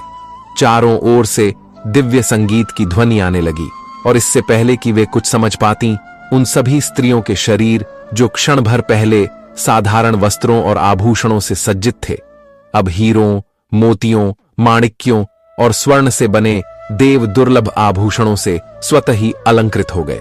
उनके साधारण रेशमी वस्त्र देवलोक के अत्यंत मूल्यवान परिधानों में परिवर्तित हो गए थे।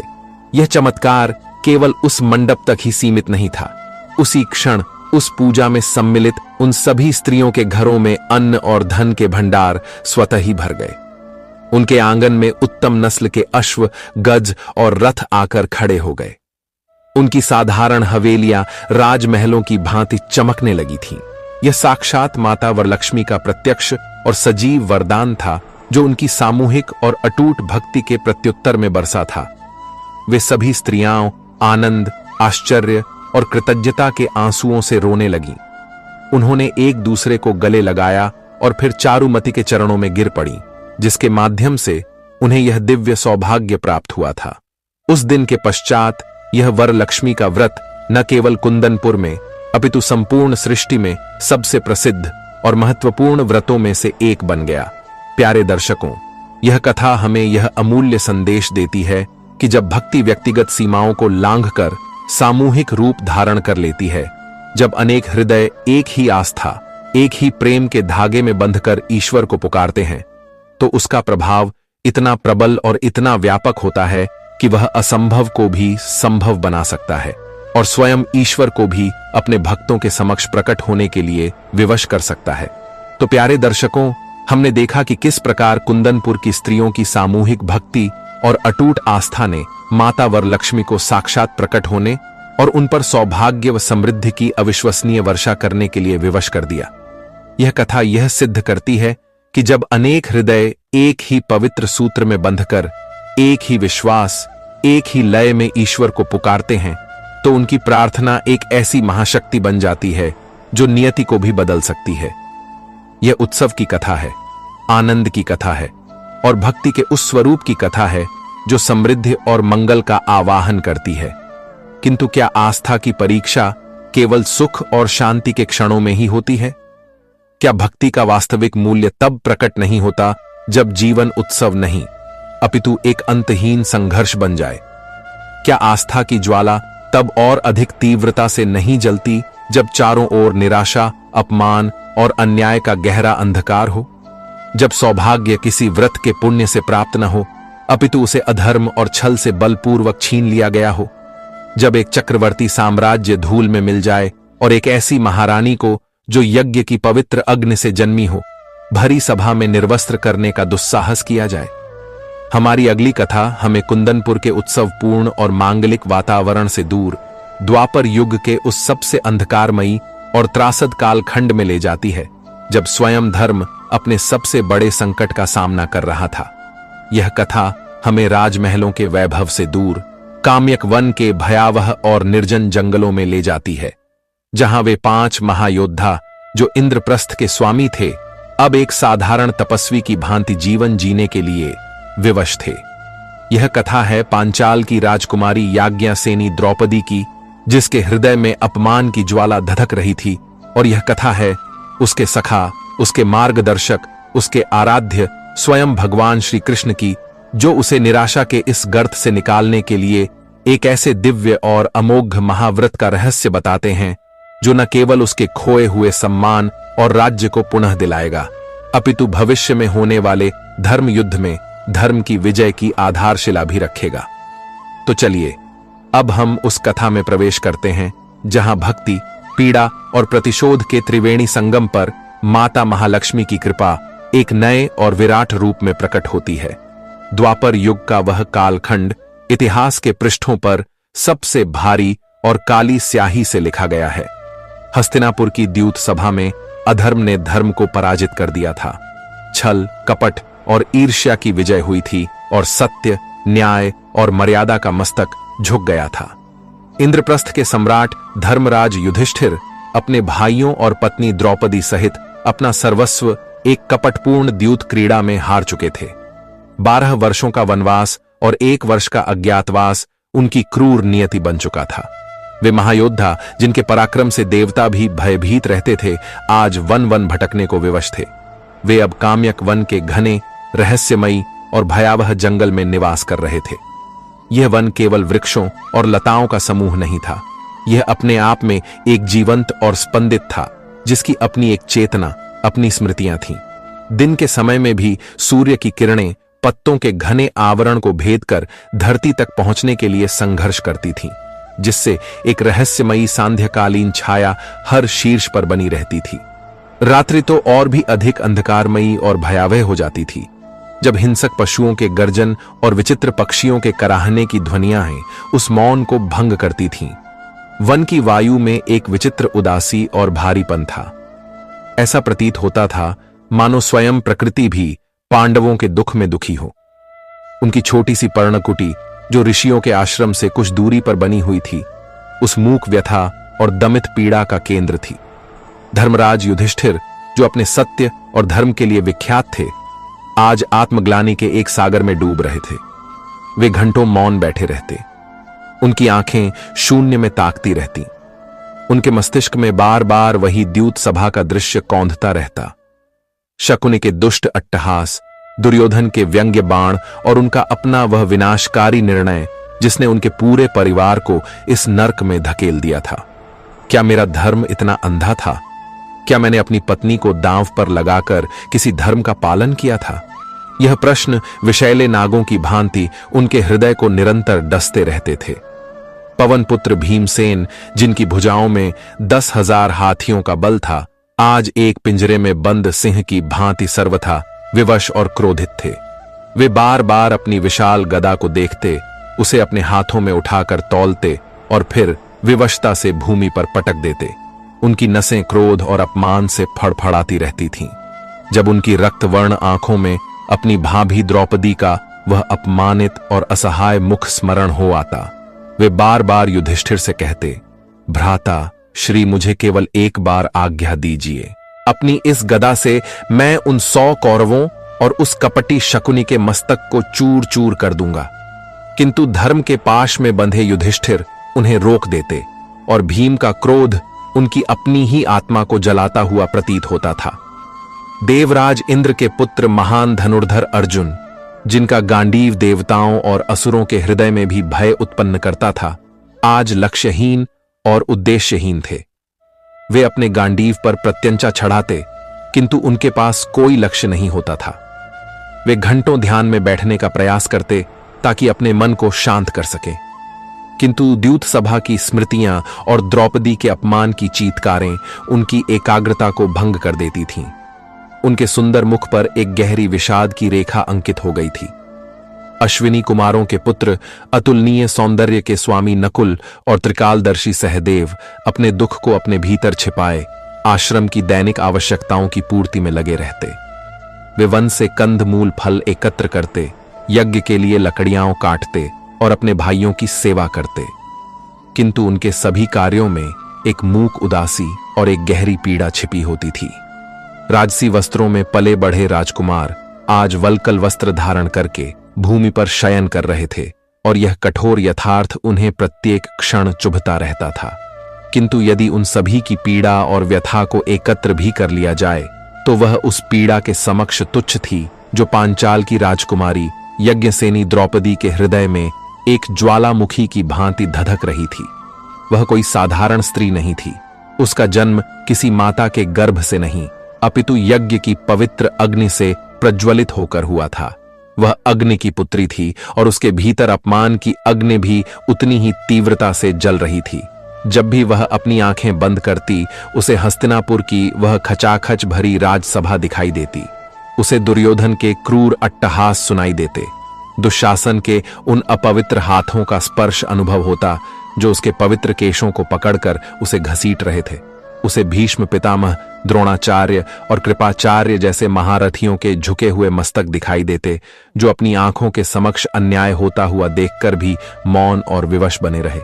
वह दृश्य, वह अपमान एक कांटे की भांति उसके हृदय में चुभ गया था और उसे निकालना असंभव था। दिन में वह अपनी पीड़ा को छिपाकर एक आदर्श पत्नी की भांति पांडवों की सेवा करती। वह उनके लिए भोजन बनाती, उनके घावों पर लेप लगाती। किंतु रात्रि के एकांत में जब सारा आश्रम सो जाता, वह अपनी कुटिया से बाहर निकलकर आकाश के तारों को देखते हुए मन ही मन रोती थी। उसके आंसू केवल दुख के नहीं थे, वे क्रोध, अपमान और प्रतिशोध की भावना से भरे हुए थे। उसने मन ही मन अपनी उस वेणी को स्पर्श करके, जो उसने उस दिन से नहीं गूंथी थी, यह प्रतिज्ञा की थी कि जब तक वह उसे दुशासन के रक्त से नहीं धोएगी तब तक उसे नहीं गूंथेगी। एक दिन जब वनवास के कुछ मास बीत चुके थे और निराशा का अंधकार अपनी पराकाष्ठा पर था, पांडवों के उस आश्रम में एक दिव्य और मंगलकारी घटना घटी। उस दिन आश्रम के चारों ओर का वातावरण स्वतः ही बदल गया। जंगल के हिंसक पशु शांत हो गए, पक्षी मधुर कलरव करने लगे और वायु में चंदन और केसर की एक मंद मंद दिव्य सुगंध फैल गई। पांडव और द्रौपदी इस आकस्मिक और सुखद परिवर्तन से आश्चर्यचकित थे। तभी उन्होंने देखा कि आश्रम के द्वार पर एक तेजोमयी आकृति खड़ी है। उनके मुख पर एक ऐसी मुस्कान थी जो इतनी मनोहारी और रहस्यमयी थी कि ब्रह्मांड के सारे दुखों को हर लेने की क्षमता रखती थी। उनकी आंखों में एक ऐसी गहरी शांति और करुणा थी मानो उन्होंने सृष्टि के आरंभ से लेकर अंत तक के सभी रहस्यों को अपने भीतर समाहित कर रखा हो। उनके पीतांबर की आभा से संपूर्ण वन प्रदेश प्रकाशित हो रहा था। वे स्वयं द्वारकाधीश योगेश्वर भगवान श्री कृष्ण थे। अपने प्रिय सखा और रक्षक को अपने समक्ष देखकर पांडवों की आंखों में आनंद और एक नई आशा की किरण चमक उठी। वे सब दौड़कर उनके चरणों में गिर पड़े। श्री कृष्ण ने उन सभी को उठाकर अपने हृदय से लगा लिया और उनके दिव्य स्पर्श ने एक संजीवनी बूटी की भांति उनकी सारी थकान और पीड़ा को हर लिया। किंतु जब श्री कृष्ण की दृष्टि द्रौपदी पर पड़ी तो उनका हृदय भी एक क्षण के लिए द्रवित हो उठा। द्रौपदी कुछ कह न सकी। इतने दिनों से भीतर संचित क्रोध, क्षोभ और आहत भावनाओं का ज्वालामुखी अपने सखा को समक्ष देखकर एक तीव्र वेग से फूट पड़ा। वह श्री कृष्ण के चरणों में गिरकर एक छोटे बच्चे की भांति बिलख बिलख कर रोने लगी। उसका रुदन इतना करुण और हृदय विदारक था कि उसे सुनकर पत्थर भी पिघल जाते। जब उसका मन थोड़ा शांत हुआ तो उसने अपने सारे आंसुओं को समेटकर श्री कृष्ण से वे प्रश्न पूछे जो उसके हृदय को निरंतर भेद रहे थे। हे गोविंद, कहाँ थे आप जब मुझे केशों से पकड़कर उस सभा में घसीटा जा रहा था? कहाँ थे वे महान योद्धा और ज्ञानी जन जब एक स्त्री के वस्त्र हरण का प्रयास किया जा रहा था? हे मेरे सखा, क्या इस संसार में न्याय और मर्यादा का कोई अस्तित्व नहीं बचा है? क्या हम सदा इसी प्रकार वनों में भटकते रहेंगे और वे अधर्मी कौरव हमारे धन और हमारे सम्मान पर बैठकर अपना शासन करते रहेंगे? श्री कृष्ण ने बड़े धैर्य और प्रेम से द्रौपदी की पूरी व्यथा सुनी। उनके मुख पर एक गंभीर किंतु शांत भाव था। उन्होंने द्रौपदी को उठाकर अपने पास बिठाया और कहा, हे पांचाली, तुम्हारे प्रत्येक प्रश्न का उत्तर स्वयं समय देगा और वह समय अब दूर नहीं है। जिस अधर्म का उस दिन हस्तिनापुर की सभा में बीजारोपण हुआ है उसका परिणाम अत्यंत भयंकर होगा, यह मैं तुम्हें वचन देता हूं। किंतु आने वाले उस महायुद्ध के लिए जो केवल भूमि का नहीं अपितु धर्म और अधर्म के मध्य का युद्ध होगा, तुम सभी को न केवल शारीरिक अपितु मानसिक और आध्यात्मिक रूप से भी स्वयं को तैयार करना होगा। श्री कृष्ण ने युधिष्ठिर की ओर देखकर कहा, हे धर्मराज, तुमने इस द्यूत में केवल अपना राज्य, अपना धन और अपना वैभव ही नहीं खोया है, तुमने वास्तव में श्री को खो दिया है। सभी पांडव और द्रौपदी आश्चर्य से श्री कृष्ण की ओर देखने लगे। श्री कृष्ण ने आगे समझाया, श्री केवल धन या संपत्ति का नाम नहीं है। श्री का अर्थ है सौभाग्य, तेज, कीर्ति, सम्मान और राजलक्ष्मी। श्री स्वयं माता लक्ष्मी का ही एक स्वरूप है। जिस स्थान से श्री चली जाती हैं, वहां दुर्भाग्य, कलह, अपमान और दरिद्रता का वास हो जाता है। कौरवों ने छल से तुम्हारी श्री का हरण कर लिया है और इसीलिए आज तुम सब वन में श्रीहीन होकर भटक रहे हो। द्रौपदी ने व्याकुल होकर पूछा, तो क्या मधुसूदन इस खोई हुई श्री को पुनः प्राप्त करने का कोई उपाय है? तब भगवान श्री कृष्ण के मुख पर वही रहस्यमयी मुस्कान लौट आई। उन्होंने कहा, अवश्य है कृष्णा, और वह उपाय है महालक्ष्मी महाव्रत।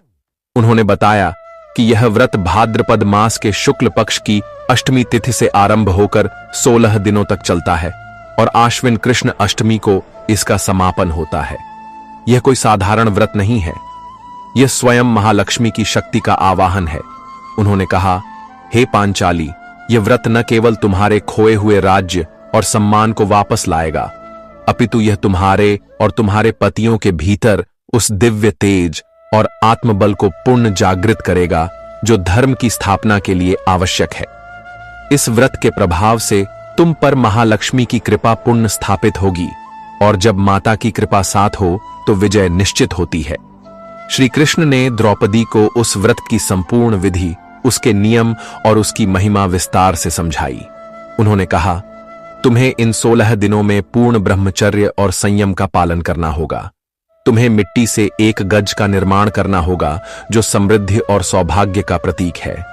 तुम्हें 16 धागों का एक पवित्र सूत्र बनाकर अपने हाथ में धारण करना होगा जो माता के 16 स्वरूपों का प्रतीक होगा।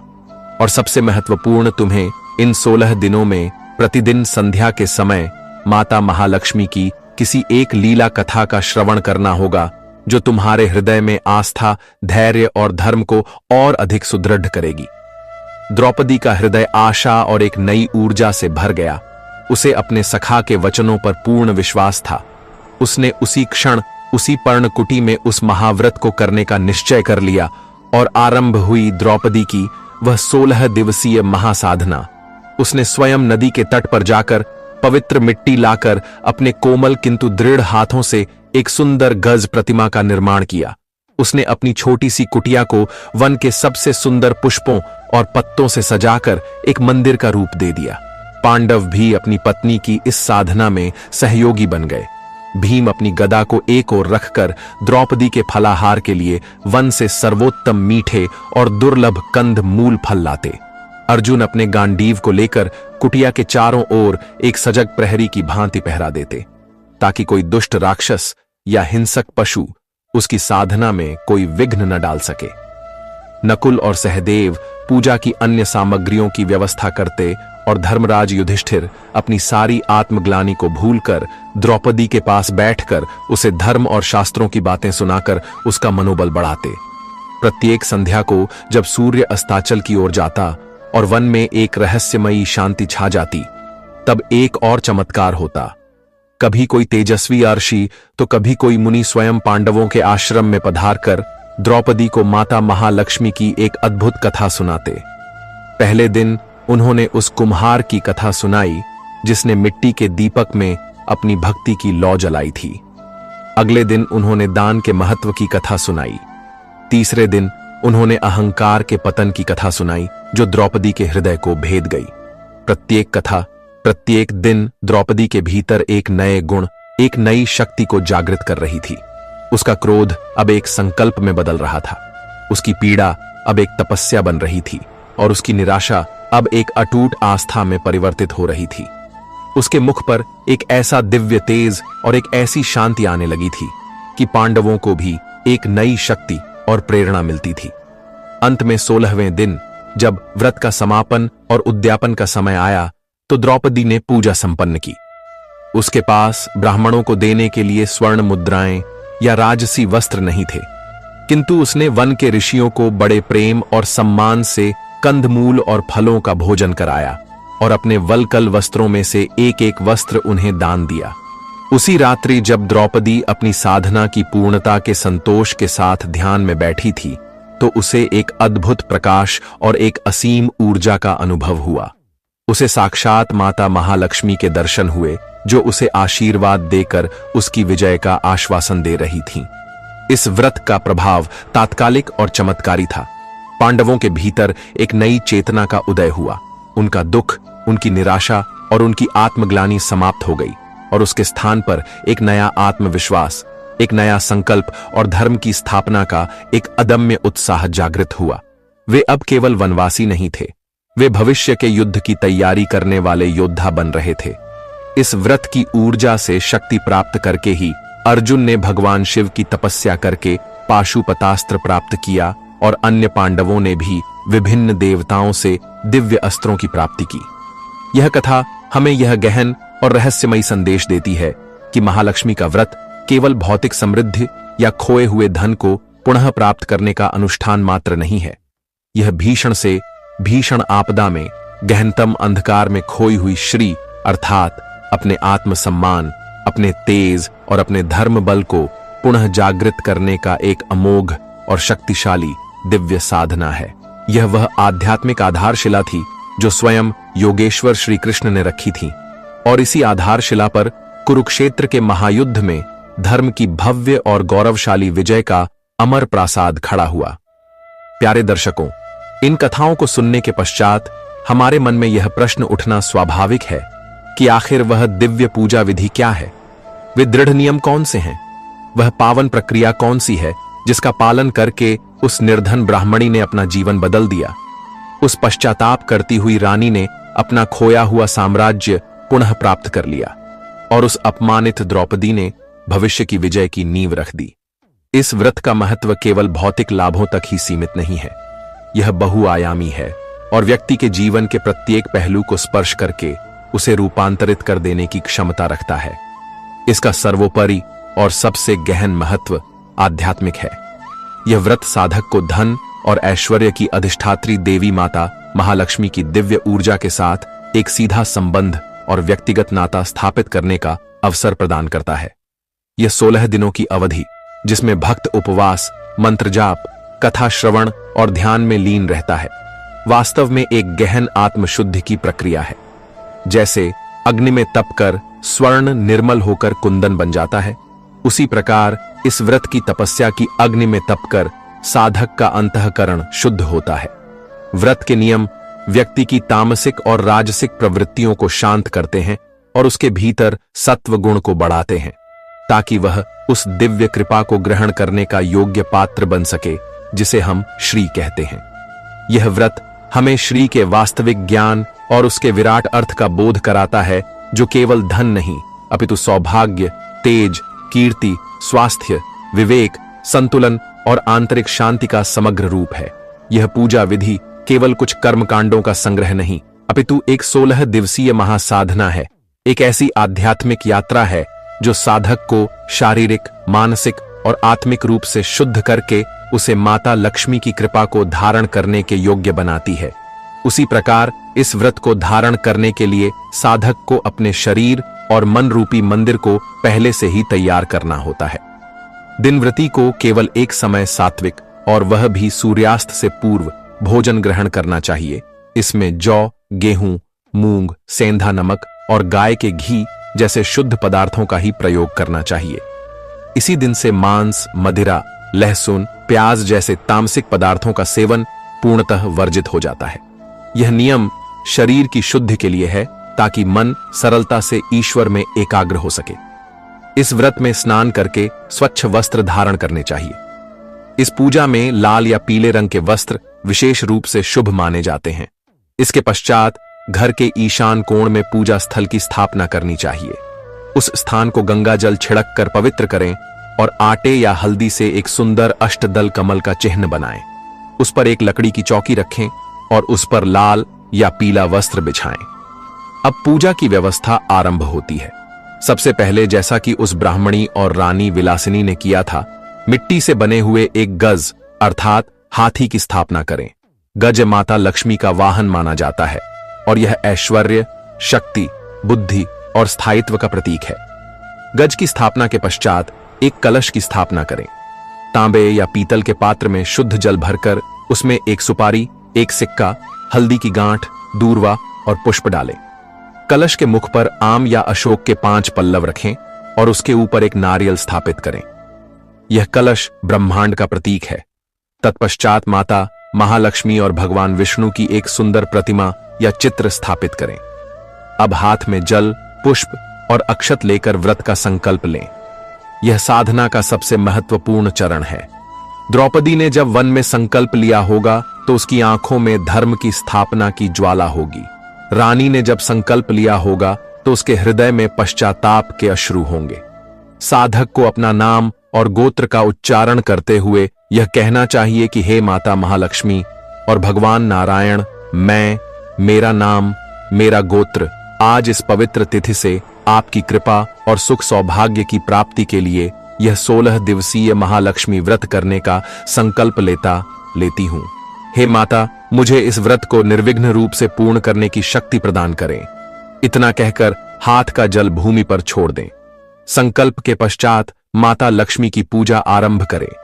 सबसे पहले भगवान गणेश का आवाहन और पूजन करें ताकि व्रत निर्विघ्न रूप से संपन्न हो।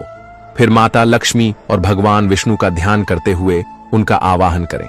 उन्हें आसन समर्पित करें। उनके चरण धोने के लिए, हाथ धोने के लिए, अर्घ्य और आचमन के लिए जल समर्पित करें। तत्पश्चात उन्हें पहले शुद्ध जल से और फिर पंचामृत अर्थात दूध, दही, घी, शहद और शक्कर के मिश्रण से दिव्य स्नान कराएं। पुनः शुद्ध जल से स्नान कराकर स्वच्छ वस्त्र से पोंछकर आसन पर विराजमान करें। माता को सुंदर लाल चुनरी और भगवान विष्णु को पीले वस्त्र अर्पित करें। उन्हें यज्ञोपवीत, चंदन, कुमकुम, अक्षत और सिंदूर अर्पित करें। इस व्रत का एक विशेष और अभिन्न अंग है 16 धागों का पवित्र सूत्र। एक कच्चे सूत को लेकर उसे हल्दी में रंगें और उसमें 16 गांठें लगाई जाती हैं। प्रत्येक गांठ बांधते समय माता लक्ष्मी के विभिन्न नामों का उच्चारण किया जाता है। यह 16 गांठों वाला सूत्र व्रत के 16 दिनों और माता के 16 स्वरूपों का प्रतीक है। इस अभिमंत्रित सूत्र का पूजन करके भक्त इसे अपनी दाईं कलाई में धारण करता है। यह सूत्र एक दिव्य कवच की भांति व्रती की रक्षा करता है। तत्पश्चात माता को सुगंधित पुष्प, विशेषकर कमल का पुष्प अर्पित करें। फिर धूप जलाएं और शुद्ध घी का दीपक प्रज्वलित करें। अब नैवेद्य अर्पित करें जिसमें फल, मिष्ठान्न और घर में बने शुद्ध सात्विक पकवान रखें। पूजा के अंत में माता महालक्ष्मी व्रत की कथा का पाठ या श्रवण अवश्य करें। कथा के बिना यह व्रत अधूरा माना जाता है, क्योंकि कथा ही व्रत के मर्म को, उसके संदेश को हमारे हृदय में स्थापित करती है। अंत में कपूर से माता लक्ष्मी और भगवान नारायण की मंगल आरती करें और पुष्पांजलि अर्पित करके पूजा में हुई किसी भी भूल चूक के लिए क्षमा याचना करें। यही विधि प्रतिदिन 16 दिनों तक करनी चाहिए। इन 16 दिनों में कुछ महत्वपूर्ण नियमों का पालन करने का विशेष ध्यान रखना चाहिए। व्रती को अपनी वाणी पर पूर्ण संयम रखना चाहिए। किसी के लिए भी कठोर या अपमानजनक शब्दों का प्रयोग न करें। रानी विलासिनी का पतन उसकी अहंकारपूर्ण वाणी से ही आरंभ हुआ था। अतः मंत्र जाप और मधुर वचन बोलकर अपनी वाणी को पवित्र रखें। मन में किसी के प्रति भी ईर्ष्या, द्वेष, क्रोध या लोभ जैसे नकारात्मक भावों को स्थान न दें। जैसे हम पूजा के लिए घर को स्वच्छ करते हैं, उसी प्रकार अपने मन रूपी मंदिर को भी इन विकारों से स्वच्छ रखना अनिवार्य है। इन 16 दिनों में पूर्ण ब्रह्मचर्य का पालन अनिवार्य है। किसी भी जीव को कष्ट न पहुंचाएं और यथासंभव भूमि पर शयन करें। यह विलासिता के त्याग का प्रतीक है। इन 16 दिनों में अपनी क्षमता के अनुसार प्रतिदिन कुछ न कुछ दान अवश्य करें। किसी भूखे को भोजन कराएं या किसी निर्धन की सहायता करें। दान करने से मन का अहंकार नष्ट होता है और हृदय में करुणा का भाव जागृत होता है, जो माता लक्ष्मी को अत्यंत प्रिय है। अंत में जब 16 दिन पूर्ण हो जाएं, तो 17वें दिन व्रत का उद्यापन किया जाता है। इस दिन पुनः विस्तार से पूजा करने के पश्चात किसी सुयोग्य ब्राह्मण या सौभाग्यशाली स्त्रियों को भोजन कराकर उन्हें श्रृंगार की वस्तुएं, वस्त्र और दक्षिणा देकर सम्मानपूर्वक विदा करना चाहिए। इस प्रकार यह महाव्रत संपन्न होता है।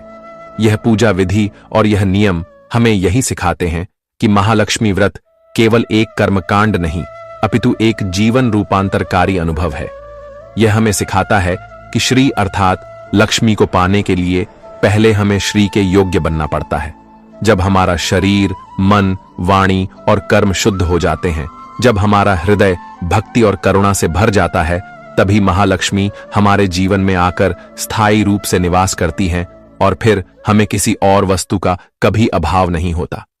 प्यारे दर्शकों, माता महालक्ष्मी की महिमा, उनकी दिव्य लीलाओं को दर्शाती अद्भुत कथाओं और इस परम पुण्यदायी महाव्रत के महत्व व उसकी दिव्य पूजा विधि को विस्तार से जाना और समझा।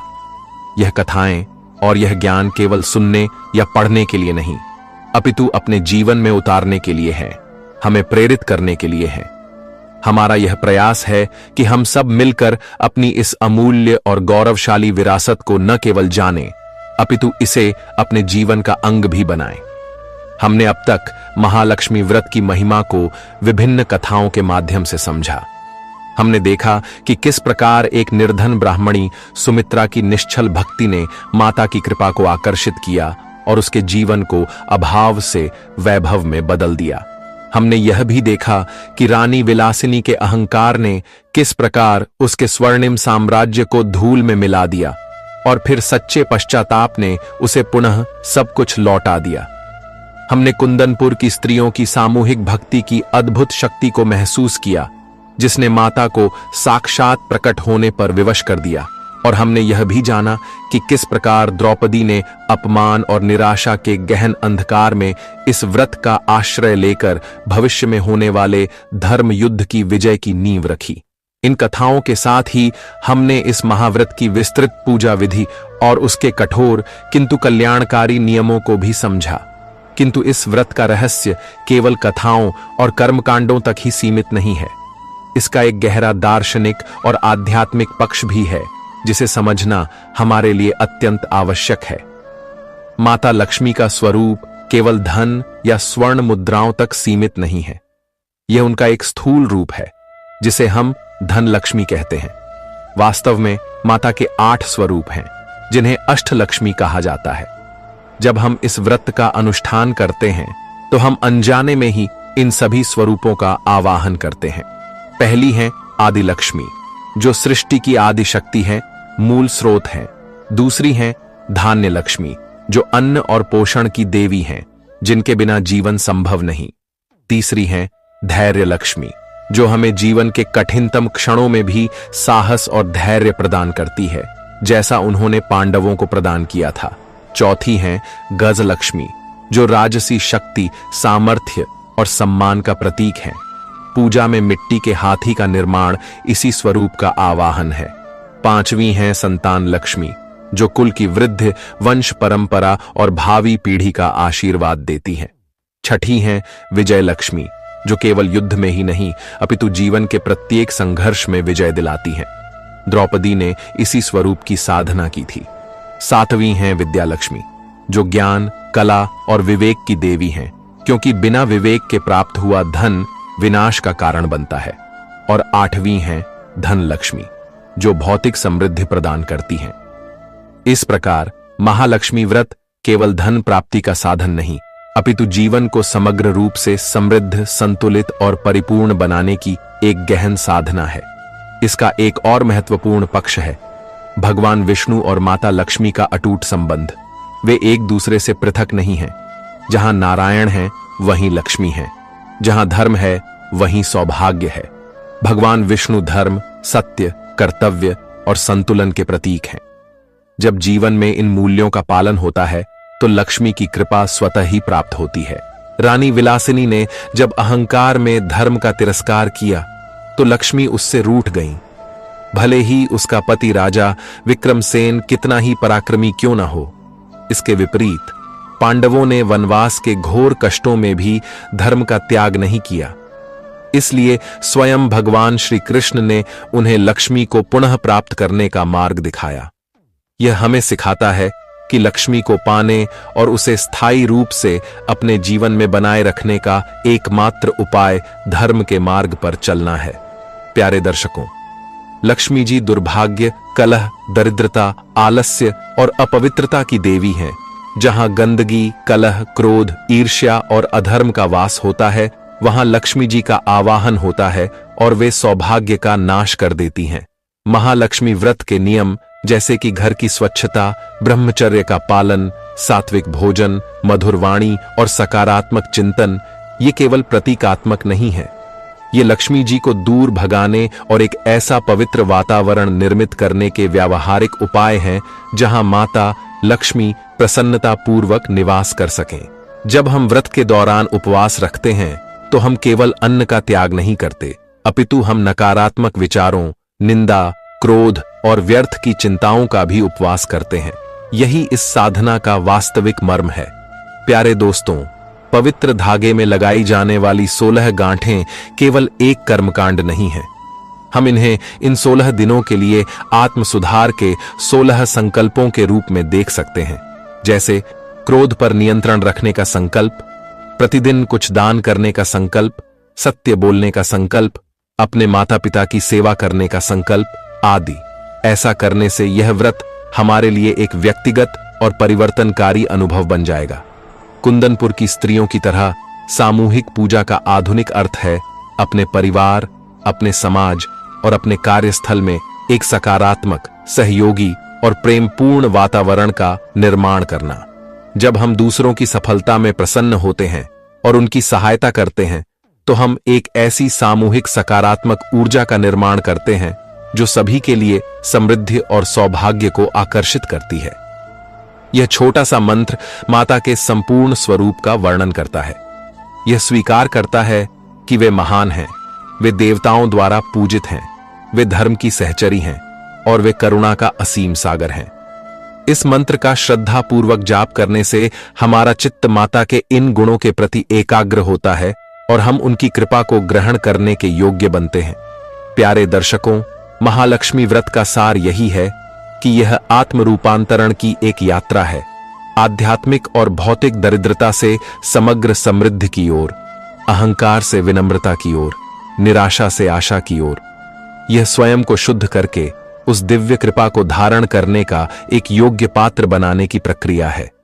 जब साधक इन 16 दिनों की तपस्या से गुजरता है, तो वह न केवल अपने बाहरी जीवन में अपितु अपने अंतर्मन में भी श्री को पुनः स्थापित करता है। उसका आत्मविश्वास लौटता है, उसकी बुद्धि निर्मल होती है और उसका हृदय करुणा से भर जाता है। यही इस महाव्रत का सबसे बड़ा और स्थायी वरदान है। हमारा यह प्रयास रहा है कि इस महाव्रत की महिमा को आप तक समग्र रूप से पहुंचाया जा सके। हम आशा करते हैं कि यह ज्ञान आपके जीवन में एक सकारात्मक परिवर्तन लाएंगे और आपको माता महालक्ष्मी की असीम कृपा का पात्र बनाएगा। हमारा उद्देश्य केवल कथाएं सुनाना नहीं, अपितु उन कथाओं में छिपे हुए शाश्वत सत्यों को आपके जीवन का अंग बनाना है। माता महालक्ष्मी की कृपा आप सभी पर सदैव बनी रहे। आपके जीवन में केवल धन ही नहीं, अपितु अष्टलक्ष्मी के सभी स्वरूपों, ज्ञान, साहस, स्वास्थ्य, विजय, उत्तम संतान और अटूट सौभाग्य का वास हो। आपका जीवन मंगलमय हो। प्यारे दर्शकों, कैसा लगा आज का हमारा यह वीडियो? हमें कमेंट करके अवश्य बताइएगा। यदि आपको हमारा यह प्रयास अच्छा लगा हो तो ज्ञान की इस धारा को रुकने न दें। इस वीडियो को अपने परिवार और मित्रों के साथ शेयर करें ताकि वे भी इस ज्ञान अमृत का लाभ उठा सकें। चैनल को सब्सक्राइब करना न भूलें और घंटी का आइकन भी अवश्य दबाएं ताकि भविष्य में आने वाली ऐसी ही दिव्य और ज्ञानवर्धक कथाओं की सूचना आप तक सबसे पहले पहुंचे। माता महालक्ष्मी और भगवान श्री हरि नारायण की असीम कृपा आप सभी पर और आपके संपूर्ण परिवार पर सदैव बनी रहे। आपके घर के भंडार सदैव धन धान्य से परिपूर्ण रहें और आपका हृदय भक्ति, शांति और संतोष से भरा रहे। धन्यवाद। जय माता लक्ष्मी, जय श्री हरि।